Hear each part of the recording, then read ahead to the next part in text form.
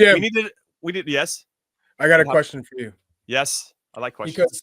Because you're a center back, right? And I am. you were on the older side when you were when you matured. Like, I think it took you a while to get to your highest point, and at the highest point, you'd say it's later in your career versus earlier in your career. 28, right? 29. Mm-hmm. Yeah. So we've seen a lot of the comments, whether it be during the watch along, during this conversation now, about Tim Ream, and man, he's getting older. He's not getting any younger, and he's been exposed here and there. There hasn't been a number of times where you're going, all right, enough is enough.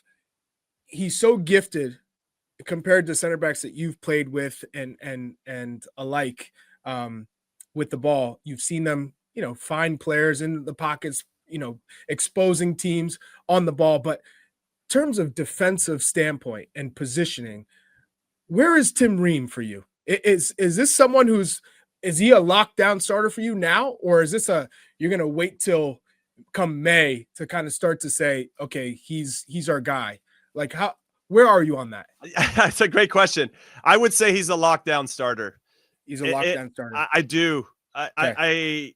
I say that, I guess at some point, assuming that someone was going to push him out of the position, but he's in there and he's steady and he's a leader. You need leaders in the spine of your team. And if he's got anything over the other players by a lot, it's that experience, that emotional steadiness.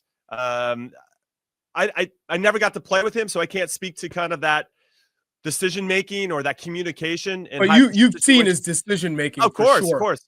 But it's like, so I played with Eddie Pope. Eddie Pope's one of my favorite defenders that the U.S. has ever produced, and I studied him when I was a younger player, and then when I got to play with him, I just knew how he was going to move in every situation.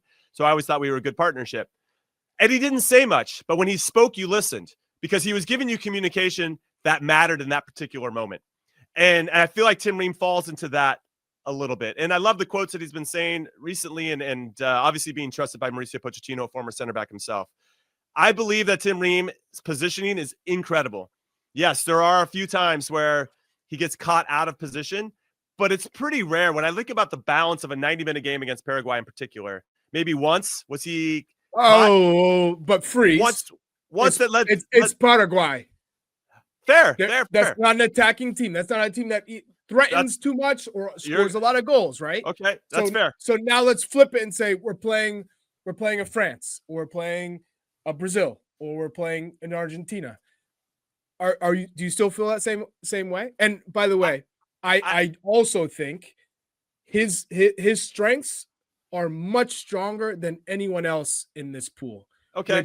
Which is his lack of athleticism at this age in terms of his speed and quickness. He makes up for it in every other facet. So I'm with you in that, just so we're clear. Okay, no, I didn't feel otherwise. But yes, he's got a high IQ, right? He understands the game. He understands the rhythm of a game. And when we play in this formation in particular, if we have three center backs, I think he's got even more protection, because that one ball that got in behind him, Miles Robinson was there. Not to say he wouldn't have been there if we had played a back four, but there just feels a little bit more of a safety net. And if we do want to drop into a back four or back five, it's just even more protection to maybe offset his lack of athleticism at this particular time in his career. But the dude's super smart. And let's be honest, anytime we were trying to play out of the back against Paraguay, who sat in a low block, so this will be important too, because we will run into one or two of these opponents in the World Cup. Yeah, Miles Robinson was always playing the ball back to Tim Ream, and Tim Ream was the one that was kind of making that next pass that was breaking the lines. So unless there's a specific opponent where maybe they're playing a lot of long balls and we need maybe a little bit more height or a little bit more athleticism, then you could elect to go with somebody else. But at this particular moment, I don't know how you couldn't make him a lockdown starter. Where are you on this? I think he's a lockdown starter, just based on his experience and his ball distribution skills, his positioning. So there's a lot of conversation. Should he be in that left center back spot, right in a back three?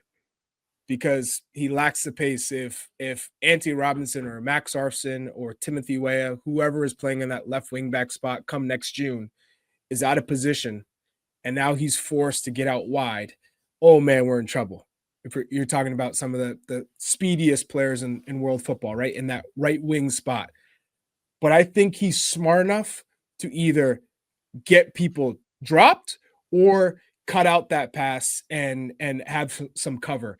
He also will have a middle center back and a right center back to cover behind him if he ever has to venture out there or take a risk, right? Yeah. Yeah.